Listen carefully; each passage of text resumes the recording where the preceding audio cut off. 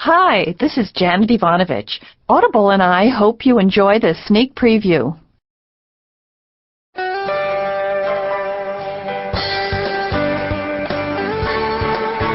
Audio Renaissance presents 10 Big Ones by Janet Evanovich. Read for you by Lorelei King.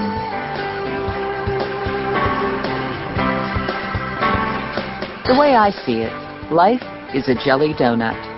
You don't really know what it's about until you bite into it. And then, just when you decide it's good, you drop a big glob of jelly on your best t-shirt. My name is Stephanie Plum, and I drop a lot of jelly globs, figuratively and literally, like the time I accidentally burned down a funeral home. I got my picture in the paper for that one. I'd walk down the street, and people would recognize me. "You're famous now," my mother said when the paper came out. "You have to set an example. You have to exercise, eat good food, and be nice to old people." Okay, so my mother was probably right. But I'm from Jersey, and truth is, I have a hard time getting a grip on the good example thing. A good example in Jersey isn't exactly the national ideal. I'm a bond enforcement agent working for my cousin Vincent Plum, and I run down bad guys. I'm not the best BEA in the world, and I'm not the worst. An incredibly hot guy with the street name Ranger is the best. And my sometimes partner, Lula, is possibly the worst. Maybe it's not fair to have Lula in the running for worst bounty hunter of all time. To begin with, there are some really bad bounty hunters out there. And more to the point, Lula isn't actually a bounty hunter. Lula is a former hooker who was hired to do the filing for the bail bonds office, but spends a lot of her day trailing after me. At the moment, Lula and I were standing in the parking lot of a deli mart on Hamilton Avenue. We were leaning against my yellow Ford Escape, trying to make a lunch choice. We were debating nachos at the deli mart against a sub at Joe Vicini's.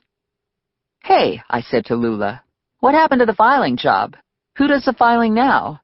"I do the filing. I filed an ass out of that office." "You're never in the office." "The hell I am. I was in the office when you showed up this morning." "Yeah, but you weren't filing. You were doing your nails." "I was thinking about filing. And if you hadn't needed my help going to look for that loser Roger Banker, I'd still be filing." Roger was accused of grand theft auto and possession of controlled substances. In layman's terms, Roger got high and went joyriding. "So you're still officially a file clerk?" "Heck no. That's so boring. Do I look like a file clerk to you?" Actually, Lula still looked like a hooker. Lula's a full-bodied black woman who favors animal print spandex enhanced with sequins. "The job title is tricky since I do a lot of this here bounty hunter stuff, but I've never really been given any of my own cases," Lula said. "I suppose I could be your bodyguard. Hell, you don't even carry a gun half the time. I always got a gun." And Lula pulled a .40 caliber Glock out of her purse. "I don't mind using it either. I'm good with a gun. Watch me hit that bottle next to the bike." Someone had leaned a fancy red mountain bike against the big plate glass window in front of the deli mart. There was a quart bottle next to the bike. The bottle had a rag stuffed into it.